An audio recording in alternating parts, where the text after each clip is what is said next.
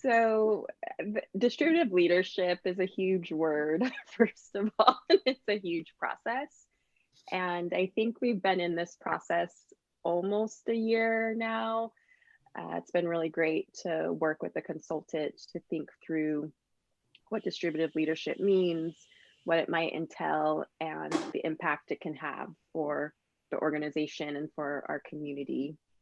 And because we are an organization who is focused on cultural equity and is focused on giving artists power, especially artists who come from underrepresented groups and oppressed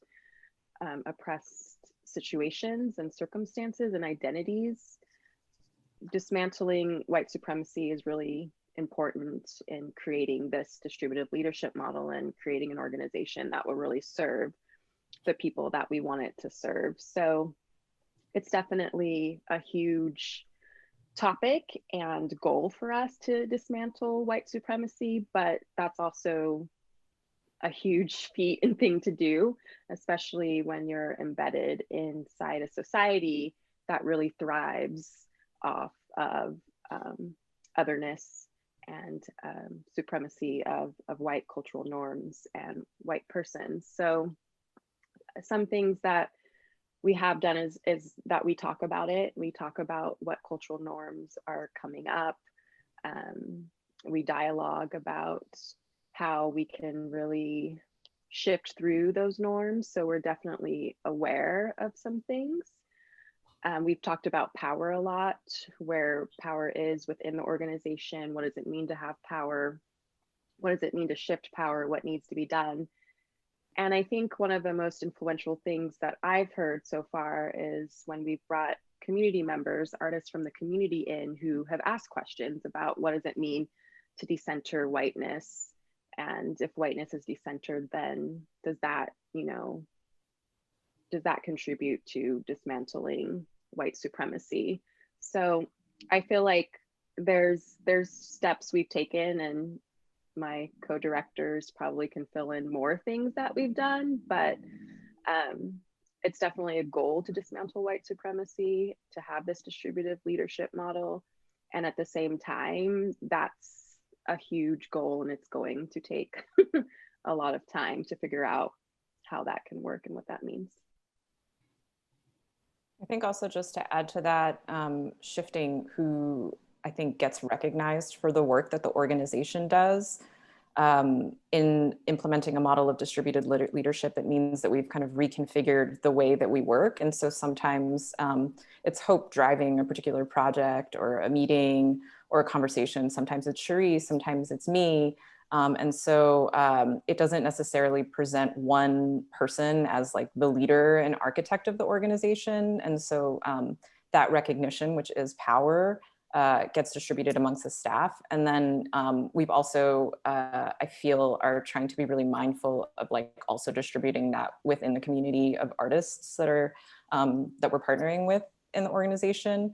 And some of the ways that we've been doing that have been through connecting them to funders directly that are funding the programs that then we work with them on, for example. I also think just within the programming specifically, at least since I've been on board, two of the programs actually of the Bridge Project were looking specifically at white postmodern artist lineages and bringing in artists to respond to that work that like perhaps hadn't had access to that lineage, either because of their cultural background or because of their genre. And so that was something really, I feel like interesting for me to see artists kind of deal with the complexity of like both what resonated with them about the work, but then also like call out the aspects of it that fit within this culture of white supremacy. Like I specifically remember with the Merce Cunningham project, the Signals from the West, where a lot of the artists, none of which had worked with like, maybe they've worked with like chance-based models before, but not with like the Cunningham specific choreographic method. And a lot of them were like kind of turned off either because they felt that the lineage didn't represent them, or because they felt that the artwork was presented as neutral in a way that like only white artists are able to present their work. And one thing that like that they called out that I really loved was that, oh, the work isn't neutral. Like the more I engage with the work, the more I see that. Hope, do you have anything to add?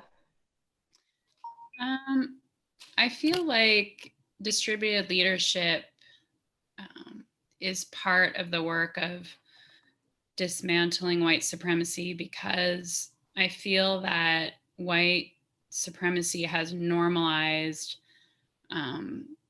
power as being power over as opposed to power with. And so I feel like the work of distributed leadership is introducing a new model of what power and leadership might look like. You know, what it means to share power in a meaningful way. I also feel like it relates to something Karla just talked about in terms of having multiple voices in the room and multiple perspectives at the table, instead of just having one CEO, or in the artistic context, one master narrative or one genius.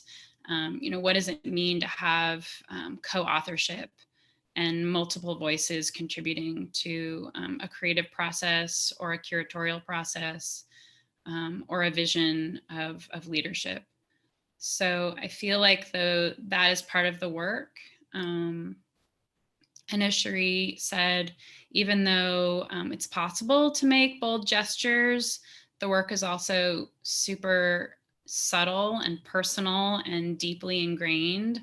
And so it's never over, because even though we could make some bold moves programmatically or structurally, the nuances of navigating relationships in a way that feels truly equitable. I feel like, you know, as a white person, because I'm steeped in whiteness, the work of undoing those mindsets is forever. And so the work happens on a lot of different levels.